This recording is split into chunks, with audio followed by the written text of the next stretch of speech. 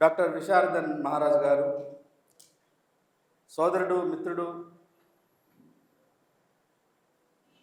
Ramayya shepherd Ramayya Yadav గారికి, అక్క దాసోస్ లలిత గారు, ఈ కార్యక్రమానికి అధ్యక్షత వహిస్తున్న తమ్ముడు సోదరుడు, ఈ కార్యక్రమంలో బహుశా ఈ నల్గొండ చుట్టుపక్కల ఉన్న మండలాల నుంచి, కొంత దూర ప్రాంతాల నుంచి, దగ్గరి ప్రాంతాల నుంచి ఎన్నో కష్టాలు, ఎన్నో ఇబ్బందులు పడి ఈ కార్యక్రమానికి వచ్చిన ప్రతి ఒక్కరికి కూడా ఉద్యమ జైభీములు. ఇందాక మేము వచ్చినప్పటి నుంచి చాలామంది పెద్దవాళ్ళు మాట్లాడినారు. కొంతమందిలో అందరిలో ఒక కామన్ భావన ఏంటంటే, ఖచ్చితంగా కొన్ని వేల సంవత్సరాలుగా, కొన్ని యుగాలుగా, కొన్ని తరాలుగా మన మానవ శక్తికి గుర్తున్నంత కాలం నుంచి ఇప్పటిదాకా నష్టపోయినాము. ఆ నష్టాన్ని పూరించుకునేటువంటి ఒక ప్రయత్నము జరగాలి. ఆ ప్రయత్నము భారతదేశంలో మళ్ళీ తెలంగాణలో జరిగితే బాగుండని తెలంగాణ అశేష ప్రజలు ఆశిస్తున్నారు. అందులో ప్రధానంగా బాధితులుగా ఉన్నటువంటి తెలంగాణ బీసీలు, ఎస్సీలు, ఎస్టీలు, మహిళలు కూడా ఆలోచిస్తున్నారు అని చెప్పడానికి ఈ సమావేశమే తార్కాణం. పెద్దలారా, ఈ కార్యక్రమము ఇంత గొప్పగా చాలా సందర్భాల్లో విద్యార్థి దశలో ఉన్నప్పుడు అప్పుడప్పుడు కొన్ని సమావేశాలకు వెళితే కొన్ని ప్రత్యేకమైనటువంటి భావజాలం ఉన్నటువంటి వాళ్ళు మాత్రమే ఇంత శ్రద్ధగా కూర్చుంటారు. ఉదాహరణకు ఆర్ఎస్ఎస్ వాళ్ళ మీటింగ్లో ఎలా ఉంటుందంటే, మీరు ఎప్పుడైనా ఆర్ఎస్ఎస్ మిత్రులు పెట్టే మీటింగ్లో ఏం రాస్తారంటే, కార్యక్రమము ఉదయం 9:30కు ఉంటుంది, కార్యక్రమంలో పాల్గొనాలనుకుంటున్న మిత్రులు ఉదయం 9:15 కార్యస్థలానికి రావాలి. మీరు బాగా గమనించండి. మధ్యలో ఎట్లాంటి ఇబ్బందులు ఉండకుండా జాగ్రత్త పడతారు. ఏమిటి అన్న అంటుంటాడు చాలా సందర్భాల్లో, శరీరము హృదయము ఒక ఫ్రీక్వెన్సీలో ఉన్నప్పుడు అది సాధ్యమవుతుంది. ఆ ఫ్రీక్వెన్సీని మెయింటైన్ చేస్తున్నందుకు మీ అందరికీ కూడా కృతజ్ఞతలు. చాలామంది పెద్దలు మాట్లాడుతూ తెలంగాణలో నిజంగా బీసీ, ఎస్సీ, ఎస్టీ ప్రజలను సమీకరించి ఇప్పుడు గతంలో ఉన్న పాలకులకు భిన్నంగా, ఇప్పుడు పరిపాలిస్తున్నటువంటి పాలకులకు భిన్నంగా సామాజికంగా, ఆర్థికంగా, రాజకీయంగా, సాంస్కృతికంగా మొత్తంగా చూస్తే ఒక సామాన్యుడి కోణంలో ఈ Telangana BC, SC, ST JAC ఏం చేయబోతుంది, ఎలా చేయబోతున్నారు, ఏమైనా వివరిస్తారా సార్ అని చెప్పేసి మాట్లాడినారు పెద్దలు. ఇక్కడ కూర్చున్నాం కాబట్టి మాకు బాగా జ్ఞానం ఉంది, అక్కడ కూర్చున్నారు కాబట్టి మీకు జ్ఞానం లేదనేటువంటి ఫస్ట్ ఆ విషయాన్ని దయచేసి పక్కన పెట్టండి. పరస్పరం భావాలను పంచుకొని, పరస్పరం మన అనుభవాలను చెప్పుకొని, ఒక కుప్పలో నుంచి శరీరానికి ఏది అవసరమో అదే తీసుకుంటుంది మనిషి కానీ ఏ జీవరాశి అయినా. అట్లా మన అందరి అనుభవాలను కలబోసుకొని, అక్కడి నుంచి ఆ అనుభవాలు మనకు చెడు చేసినైతే వాటిని వదులుకొని, మంచి అనుభవాలు ఉంటే వాటిని స్మరించుకొని భవిష్యత్తులో సాధించుకోవడానికి ఏం ప్రణాళిక వేసుకోవాలనేటువంటి ప్రయత్నం చేయాలి. తెలంగాణ ఉద్యమము, ఈ తెలంగాణ నేల అనేక ఉద్యమాలకు చరిత్ర పొడవునా ఒక ఆధారంగా నిలబడ్డది. సరే, ఆ ఉద్యమాల నుంచి తెలంగాణలో ఉన్నటువంటి బీసీ, ఎస్సీ, ఎస్టీ ప్రజలు ఏం సాధించారు, వాళ్ళకి ఏమొచ్చింది, వాళ్ళకి ఏం రాలే కదా అని పెద్దలు విశారదన్ గారు మాట్లాడుతుంటారు. వారి అభిప్రాయంతో నాకేం భిన్నమైన అభిప్రాయం లేదు. కానీ ఏ సామాజిక ఉద్యమమైనా, ఏ సాంస్కృతిక ఉద్యమైనా, ఏ రాజకీయ ఉద్యమమైనా 100కు 100% ఆ ఒక నిర్దిష్ట భూభాగంలో నివసించేటువంటి ప్రజలకు పూర్తిగా అన్యాయం చేయదు. మన తాతలు ఉన్న కాలంలో ఎంత జ్ఞానం ఉన్నా, ఎంత తెలివి ఉన్నా, ఎంత ధైర్యం ఉన్నా, ఎంత శ్రమశక్తి చేయగలిగేటువంటి శారీరక మానసిక శక్తి ఉన్నా అయ్యా నీ బాంచన్ అన్నాడు. ఇవాళ బువ్వకు లేకపోవచ్చు, కానీ బదట్లోకి వస్తే ఏం రానివ్వడని అంటే మాట మంచిగా రానిరా అంటున్నాం. ఆ చైతన్యం ఈ సమాజంలో అనేక పోరాటాలు తీసుకొచ్చినాయి. ఆ చైతన్యం ఉంది కాబట్టి ఎక్కడో ఊళ్ళల్లో ఉండి బర్ల కాసుకోవాల్సినటువంటి ఒక మాదిగ ఆయనను, ఒక మాల ఆయనను ఇవాళ మేము ముందుండి మాట్లాడగలుగుతున్నాం. కాబట్టి సామాజిక ఉద్యమాలు పూర్తిగా మనం ఆశించిన విధంగా సామాజిక ఉద్యమాలు ఫలితాలు తీసుకురాలే. తెలంగాణ ఉద్యమం కూడా వచ్చింది. తెలంగాణ ఉద్యమం కోసం రాజకీయ పార్టీల కంటే ముందు భావజాల నిర్మాణం జరిగింది. తెలంగాణ రాష్ట్రం అనేది ఈ తెలంగాణ 10 జిల్లాల భౌగోళిక ప్రాంతాన్ని ఒక ప్రత్యేక రాష్ట్రంగా భారత రాజ్యాంగంలో ఉన్నటువంటి ఆర్టికల్ 3ను వాడుకొని ఒక ప్రత్యేక రాజ్యంగా ఏర్పరచుకోవాలనేటువంటి భావజాలము బ్రాహ్మణులు చేసినారు, వెలుమలు చేసినారు, రెడ్లు చేసినారు. వాళ్ళతో భాగంగా మనం కూడా చేసినాం. అయితే ఒక్కొక్క సామాజిక వర్గానికి ఒక్కొక్క ఆశయం ఉన్నది. ఒక్కొక్క సామాజిక వర్గానికి ఒక్కొక్క ఆశయం ఉన్నది. ఆ ఆశయానికి అనుగుణంగా భావజాలాన్ని ఉత్పత్తి చేస్తే ఎప్పుడైనా బ్రాహ్మణులు ఉన్నారు. తెలంగాణ బ్రాహ్మణులు తెలంగాణను ఏం ఆశించారు? ఒకవేళ తెలంగాణ రాష్ట్రం వస్తే దాశరథి కృష్ణమాచార్యులు గారిని తెలంగాణ సాహిత్యంలో ఒక ప్రపంచ మేధావిలాగా నిలబెట్టాలని వాళ్ళు ఆశిస్తారు. ఒక వెలమాయన ఉన్నాడు. వెలుమలు ఏం ఆశించారు? అనేక గతంలో రామన్న చెప్తుంటాడు, నాకు చరిత్రమైన పెద్దగా అవగాహన లేదు. పూర్వకాలంలో ఈ తెలంగాణ ప్రాంతాన్ని వెలుమలు పరిపాలించినారు పద్మనాయకులు అనే పేరు మీద. ఆ తర్వాత రెడ్లు పరిపాలించినారు. పరిపాలించంగా ప్రజలు పోరాటం చేస్తే రాజకీయ వ్యవస్థలు పోయినాయి, ప్రజాస్వామ్యం వచ్చింది, రాజ్యాంగం వచ్చింది. రాజ్యాంగం వచ్చిన తర్వాత రాజ్యాంగానికి కొంచెం అటు ఇటుగా కమ్యూనిస్టు ఉద్యమాలు వచ్చినాయి, రాడికల్ ఉద్యమాలు వచ్చినాయి, నక్సలైట్ ఉద్యమాలు వచ్చినాయి. మా భూములన్నీ కోల్పోయినాం. మేము ఊర్లో భూమి ఉండేది, భూమికి తగ్గట్టు హోదా ఉండేది. గట్టు మీద కూర్చున్నా, చెట్టు కింద కూర్చున్నా, పంచాయతీ సమితిలో కూర్చున్నా, పార్లమెంట్లో కూర్చున్నా గౌరవం ఉండేది. ఇవాళ మా భూములు పోయినాయి, మా అధికారం అంతా పోయింది.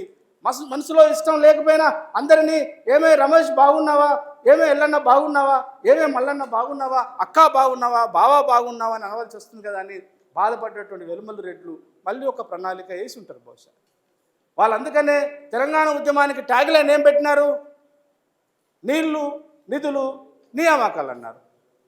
కానీ తెలంగాణ ఉద్యమము మాలాంటి వాళ్ళందరం కూడా నీళ్లు, నిధులు, నియామకాలే కాదు, తెలంగాణ అంటే ఆత్మగౌరవ ప్రతీక.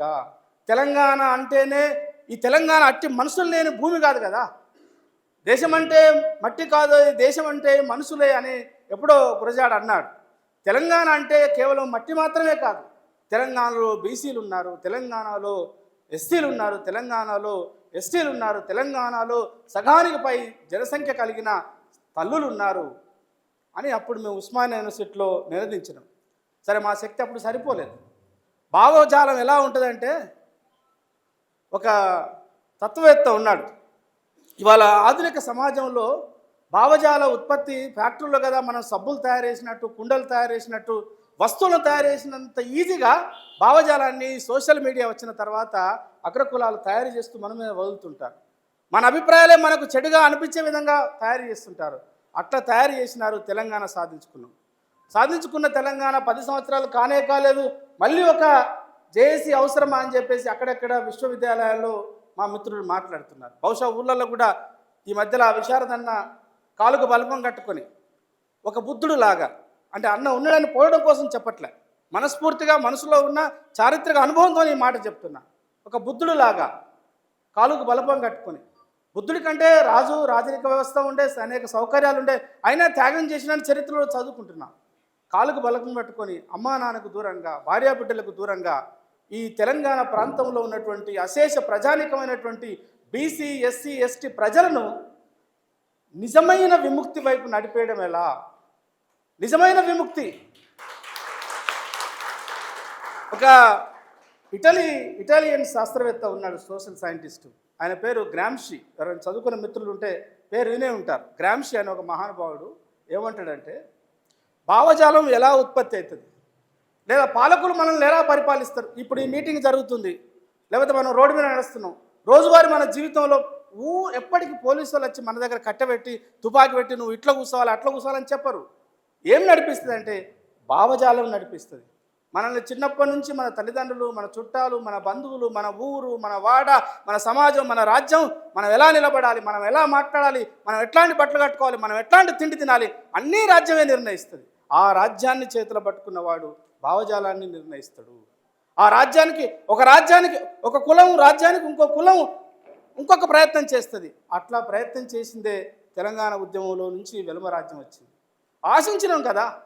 అవును, నీళ్లు రావాలని ఆశపడ్డా నేనైతే. ఎందుకు నీళ్లు రావాలి?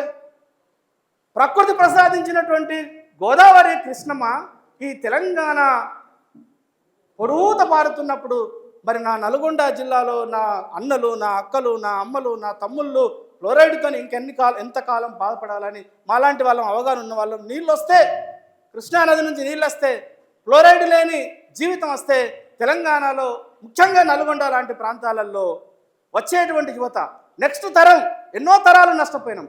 ఎంతోమంది కాళ్ళు లేక, చేయిలు లేక, పుట్టలు రకరకాల వ్యాధులతో బాధపడి అర్ధాయుస్తో చనిపోయినారు కదా. రాబోయేటువంటి నా బిడ్డలు, రాబోయేటువంటి నా అన్నలు, నా తమ్ములు, నా చెల్లెళ్ళు ఆరోగ్యంగా బతుకుతారని ఆశించినాం. తప్పేం కాదు. కానీ నీళ్లు మన పొలాల్లోకి రాలే. 10 సంవత్సరాలు అవుతుంది. ఇప్పుడు ఈయన ఒక 15 నెలల నుంచి పరిపాలన చేస్తున్నాడు.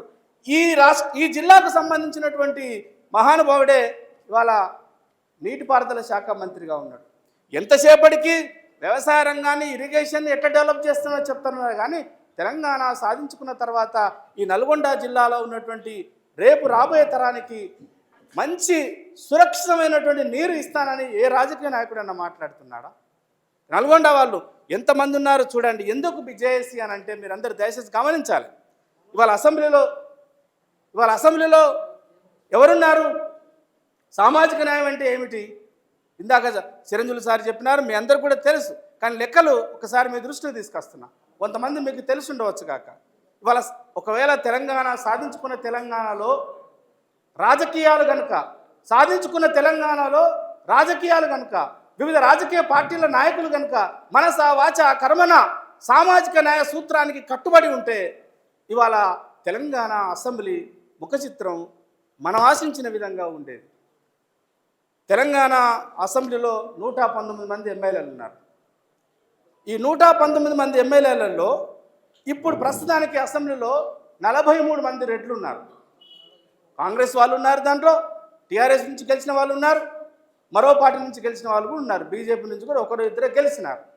కానీ వాళ్ళ జనాభా 2011 లేదా గౌరవ మాజీ ముఖ్యమంత్రి కేసీఆర్ గారు తీసినటువంటి సకల జనుల సర్వేలో భాగంగా తేల్చినటువంటి లెక్కల ప్రకారం చూస్తే రెడ్లు ఈ తెలంగాణ నేల మీద వాళ్ళ జనాభా కేవలం 4%.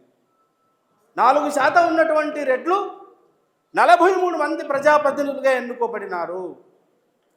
కమ్మలు 0.28, వాళ్ళు 13 మంది కమ్మలు ఎమ్మెల్యేలు ఉన్నారు ఇప్పుడు అసెంబ్లీలో. వెలుమలు ఇంకా మా అన్న 0.5 అన్నాడు. 0.5 కూడా కాదు, 0.28, 0.28 వాళ్ళ జనాభా. వాళ్ళు ఎంతమంది ఉన్నారు? 13 మంది ఎమ్మెల్యేలు ఉన్నారు. సార్ అదర్స్ అంటే బ్రాహ్మణులు, తర్వాత మిగతా ఓసీ మిత్రులంతా కలిసి వాళ్ళ జనాభా 3% ఉంటే ఇద్దరే ఉన్నారు. ఒక రకంగా వాళ్ళకు అన్యాయం జరుగుతుంది. వాళ్ళని కూడా కలుపుకోవాలని నా ప్రతిపాదన. ఎందుకు మనతో వాళ్ళు కలిసి పనిచేయాలి కదా. ఇంతకాలము బ్రాహ్మణులు లేదంటే ఇంకా వేరే వాళ్ళు కొంటలు నాయకత్వం ఇస్తేనే పనిచేయాలా? కమ్యూనిస్టు ఉద్యమాలు అంటే కొంటలు ఉంటారు నల్గొండలో ఎక్కువ మంది. వాళ్ళు ఎట్లా కమ్యూనిస్టులు అవుతారు? ముస్లింలు వాళ్ళ జనాభా 13% ఉంటే 7 మాత్రమే ఎమ్మెల్యేలు ఉన్నారు. బీసీలము 51% ఉన్నారు. నా సొంత లెక్క కాదు, ఎవరైనా గూగుల్ని అడగండి. లేదంటే ఇవాళ గవర్నమెంట్ మొన్న ఏదో లెక్కలు చేసినట్టు కదా, ఆ లెక్కలకి ఈ లెక్కలకి నాకు తెలిసి ఇంకొక 2-3% అనే పెరిగి ఉంటుంది.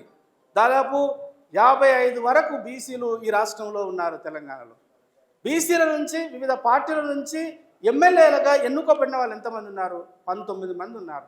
న్యాయంగా అయితే 119 మందిలో 61.6%, 62 మంది బీసీలు ఎమ్మెల్యేలుగా ఉండాలి కదా, లేరు.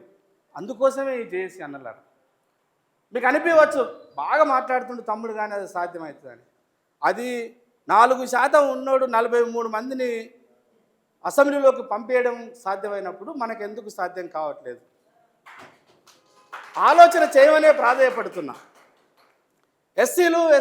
ఎస్సీ ఎస్టీలకు బాబాసాహెబ్ అంబేద్కర్ ఆయన జీవితాన్ని త్యాగం చేసి అక్షరబద్ధం చేసి రాజ్యాంగంలో ఒక అవకాశం కల్పించింది కాబట్టి అనివార్యంగా ఎస్సీ ఎస్టీలకు వాళ్ళ జనాభా దామాషా ప్రకారం అంటే ఇప్పుడు 15% ఉంది. తర్వాత 10% ఉన్నటువంటి ఎస్టీ మిత్రులు 12 మంది ఉన్నారు, ఎస్సీలు 19 మంది ఉన్నారు.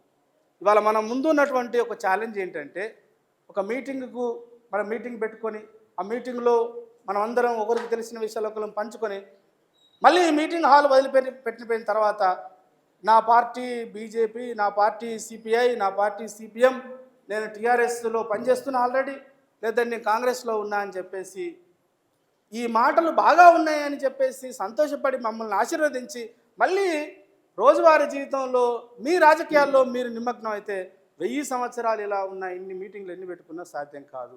మీ ముందు విశారదన్న కానీ నాలాంటి వాళ్ళని కానీ మీ ముందు మీ కాళ్ళకు దండం పెట్టి ప్రాధేయపడుతున్న ఏంటంటే ఒక్కసారి ఆలోచించలేమా? ఒక్కసారి ఆలోచిద్దాం. ఔరేకు దక్క అన్నారు కదా తెలంగాణ ఉద్యమం. ఎవరన్నారు? నా గురువు, నాకు పాఠాలు చెప్పిన కోదండరామరెడ్డి సార్. జేఏసీ పెట్టినాడు, తెలంగాణ విద్యావంతుల వేదికను పెట్టినాడు. తెలంగాణ వచ్చిన తర్వాత ఆయన పాఠం అద్భుతంగా చెప్తాడు. ఆయన చెప్తే పాఠాలు విన్నవాడిని నేను. అద్భుతంగా పాఠాలు చెప్పే నా గురువు తెలంగాణ వచ్చిన తర్వాత అంటే తెలంగాణలో సబ్బండ జాతులందరికీ న్యాయం జరిగిందా సార్? న్యాయం జరిగిందనే మీరు నిమ్మకు నీరెత్తనట్టు ఉంటున్నారా? హైదరాబాదులో న్యాయం జరిగిందని మీరు ఆలోచిస్తున్నారా? న్యాయం జరిగితే విశారదనకి ఏం పని? నాకేం పని? మా సోదరుడు రామన్నకేం పని? అక్కకేం పని? మనందరికీ ఏం పని?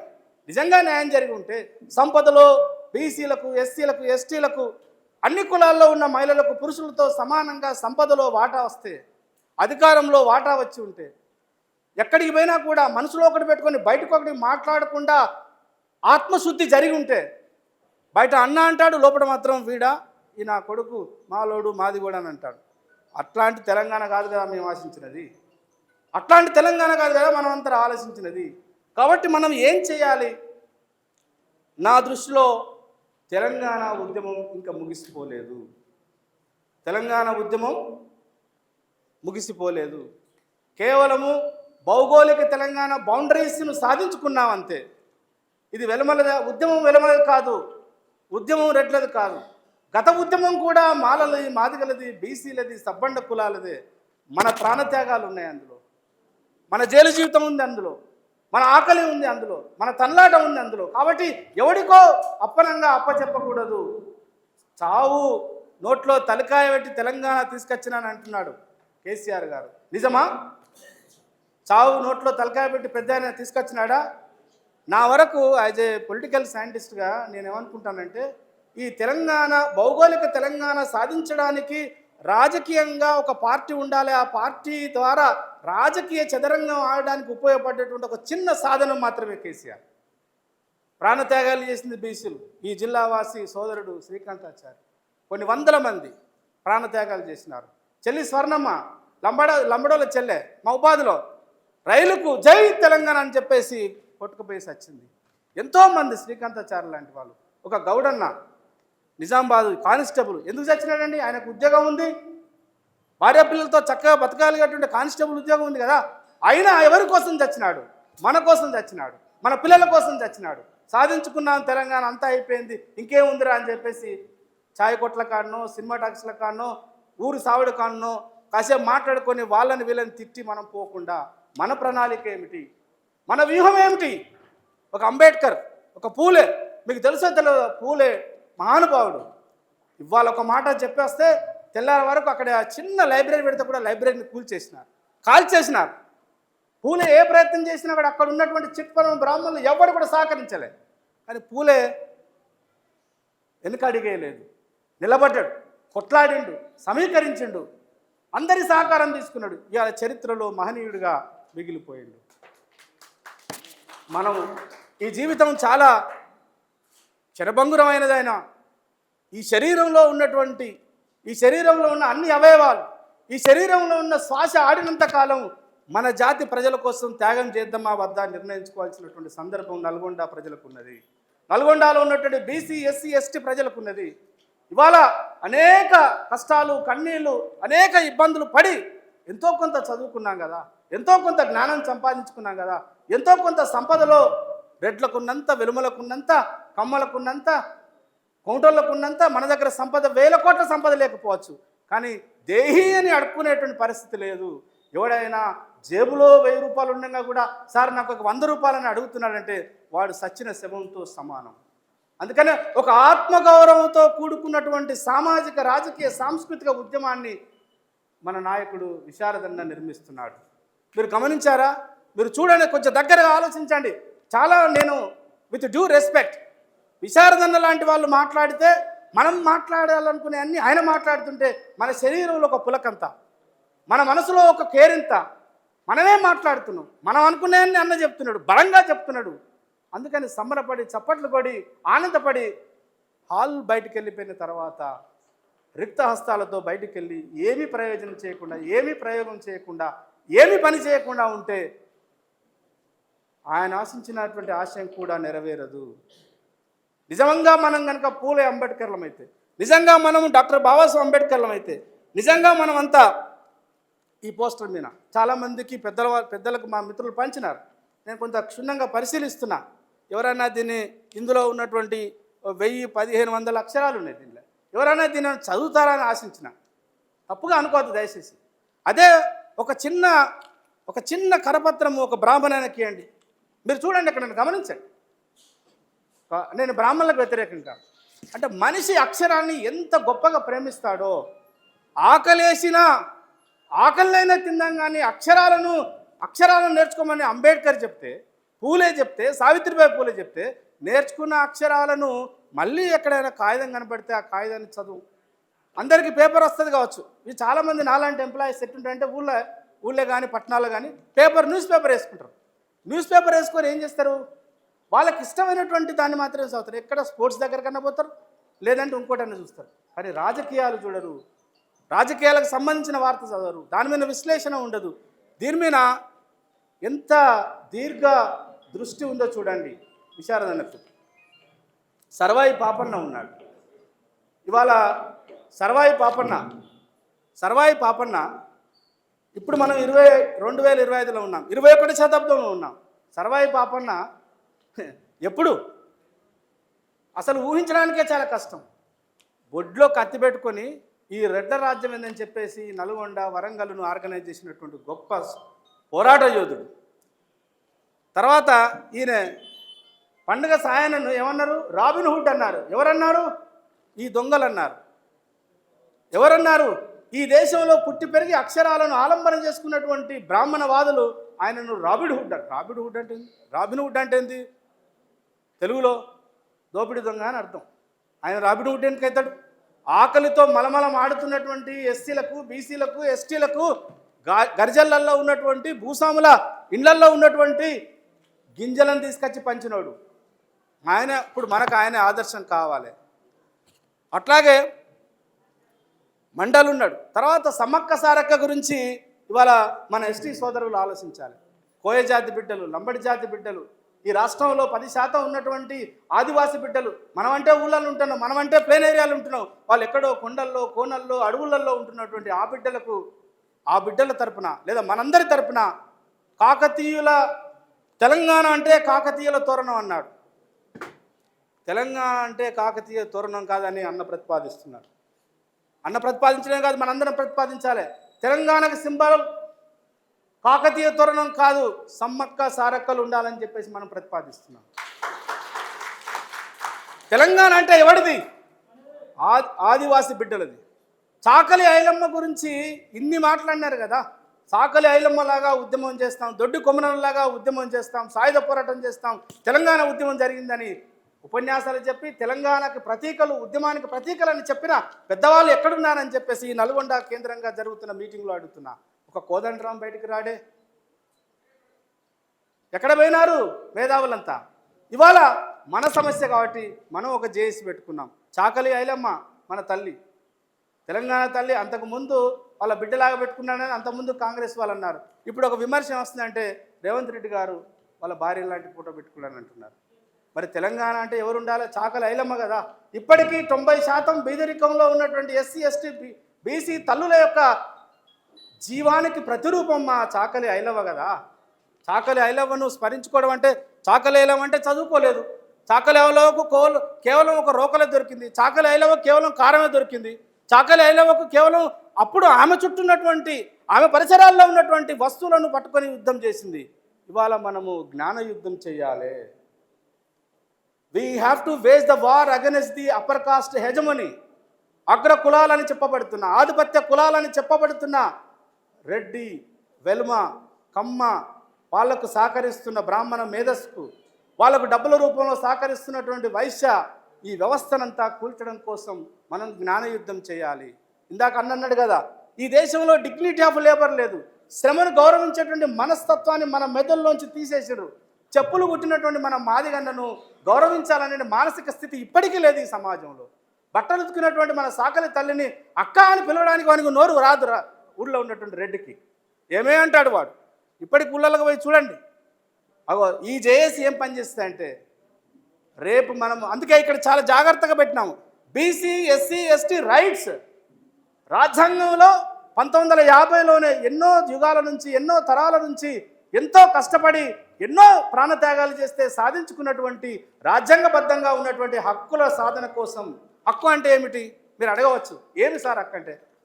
ఆదిలాబాదులో అవగాహన లేని మన ప్రజలకే చైతన్యం ఇవ్వడం. ఒక మార్కెట్ యార్డ్కి వెళ్ళినాడు పాదయాత్రలో భాగంగా. అక్కడ ఆ మార్కెట్ యార్డ్లో పనిచేసే వాళ్ళంతా ఎవరు ఉంటారన్నా? బీసీలో అంటే ఆ పూట గడిస్తే ఆ పూట కూడా గడవలేని వాళ్ళు అక్కడికి పోయి అమాలిలాగా పనిచేస్తున్నారు, బత్తలెత్తుతుంటారు, మట్టిలో మట్టి అయి బొరుతూ ఉంటారు. అట్లాంటి వాళ్ళ దగ్గరికి వెళ్ళి అసలు మార్కెట్ అంటే ఎలా ఉండాలి, మార్కెట్కి ఒక చైర్మన్ ఉంటాడు, అది రాజకీయ పది. మార్కెట్కి ఒక డైరెక్టర్ కూడా ఉంటాడు కదా. డైరెక్టర్ నువ్వు ఎక్కడ ఉన్నావు అని చెప్పేసి విశారదన్న ఫోన్ చేస్తే ఆ డైరెక్టర్ ఎక్కడో ఉన్నాడు. ఇంకొక 2వ తరగతి ఎంప్లాయీతో మాట్లాడించినాడు. అక్కడ ఒక 10 మంది వాళ్ళు 10-20 మంది ఉన్నారు. వాళ్ళకు కూర్చుని చెప్పినాడు, మీరు ఎలా ఉండాలి, రాజ్యాంగం ఏమిస్తుంది, ఒక 50 కిలోల బస్తాను ఒక హమాలి మోస్తే ఎంత ఇవ్వాలి, మీకు ఎంత ఇస్తున్నారు, అది రైట్స్. పాఠశాల ఎలా ఉండాలి, అదే ఇప్పుడు మొన్న జేఏసీ తరఫున తీసుకున్నటువంటి ఈ రాష్ట్రంలో, తెలంగాణ రాష్ట్రంలో దాదాపు 1200 గ్రామాలు ఉన్నాయి. ఈ 1200 గ్రామాలలో 30 లక్షల మంది, 26 లక్షలు అంటున్నారు కానీ ఇంకొక 5-6 లక్షలు వేసుకుంటే 30 లక్షల మంది పిల్లలు ఇప్పటికీ మన వాళ్ళే చదువుతున్నారు. మీరు కేస్ స్టడీ చేయండి. ఊళ్ళోకి పోతారు కదన్నా, మీకు దండం పెట్టి చెప్తున్నా, ఒక చిన్న స్టడీ చేయండి. మీ చుట్టుపక్కల ఉన్న 2-3 గ్రామాలలో ప్రైవేటు మన పబ్లిక్ స్కూళ్ళల్లో ఏ కులాల పిల్లలు చదువుతున్నారు